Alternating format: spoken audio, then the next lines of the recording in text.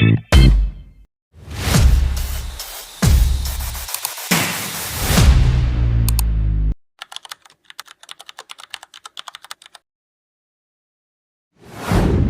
nagtatanong nga ang kuya ko kung ano daw ang pwedeng imeryenda, ay buti na lang may naisip ako.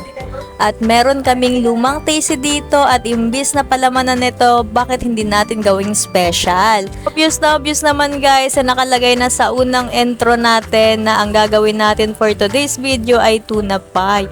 Pagkatapos ko matanggal yung gilid niya guys, ayan, at pinaten ko na siya gamit yung aking rolling pin. Charot, hindi naman rolling pin yan, mema lang.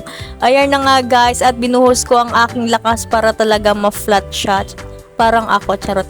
Tapos naghanda na rin ako ng 2 century tuna, yung maliit lang. Ayun. At atin lang siyang sasalain. Aalisin natin yung sabaw niya. Yes.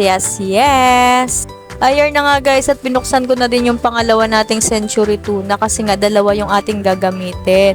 Pagkatapos ko ang masala guys, hihiwain naman natin yung ating gagamiting cheese, which is itong mozzarella. Yes, napakamahal ito guys, pero goods naman kasi nga may pa-epekto later. Yes, ayan, at ni-slice ko lang siya ng pahabaan, then hihiwain ko na din siya ng maliliit.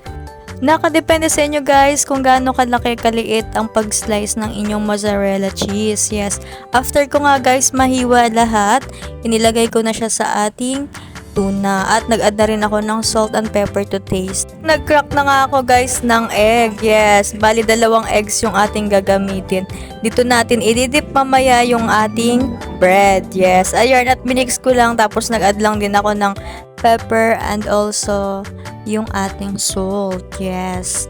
Ayan, parang magpiprito ka lang ng egg, charot. Hindi. Ayan na nga guys, at atin lang siyang imimix para mabalanse yung lasa, char. Ito na nga guys, inihanda ko na din yung ating breadcrumbs. Yes, dito natin siya i-coat mamaya para talagang crunchy ang ating tuna pie. At nang okay na nga guys, ayan, pinalamanan ko na ang ating tinapay ng tuna.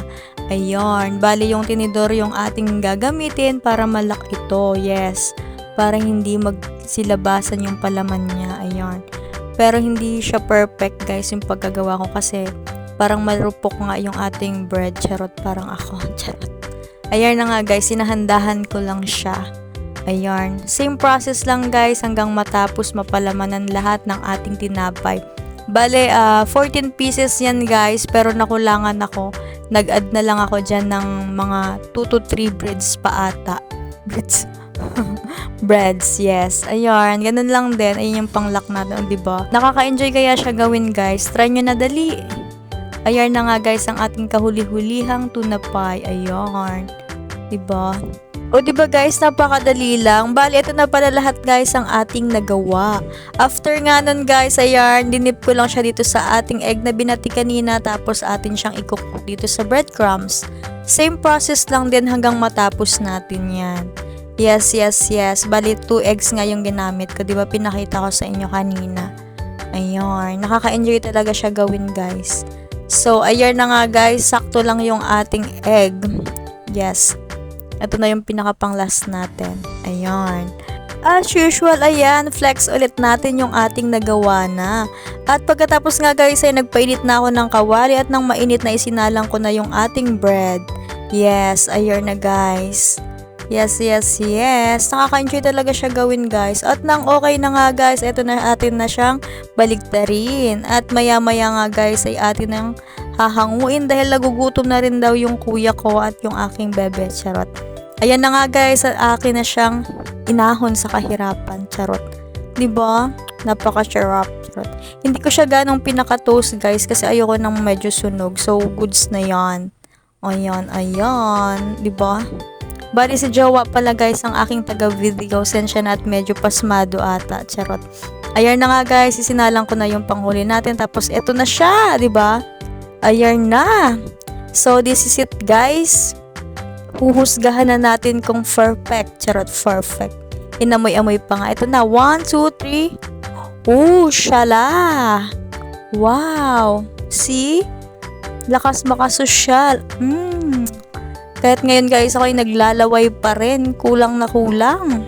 Grabe yung pa-effect ng mozzarella, no? Pak na pak. Sulit na sulit. 'Di ba? Sulit na pang merienda talaga, guys. Ayan, si Jowa din daw. Try niya din daw. O, 'di ba? Parang lawa lang ng gagamba yung kanya, charot. Ayan, sarap. So, eto na nga, guys. Imumukbang na namin siya, charot. Syempre, binigyan din namin yung aming mga kasama dito, yung mga pamangkin ko. Yes, hindi naman ako madamot, charot. Eto na nga, guys. Flex daw niya ulit. Gusto niya daw pakita sa inyo. 'Di ba? Hinanap pa talaga namin yan kanina, guys, sa Hyper yung mozzarella kasi dito nga sa ibang mga groceries wala. Doon talaga kompleto. So ayun, enjoy lang namin yung cheesy tuna pie. Yes, grabe, napakasarap, guys. Balanse yung lasa niya, hindi nakakaumay. Perfect. So guys, pakinggan.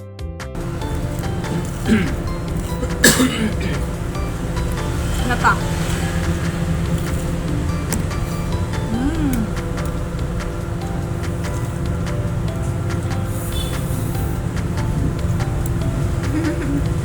Diba, napaka-crunchy and stretchy ng ating tuna pie.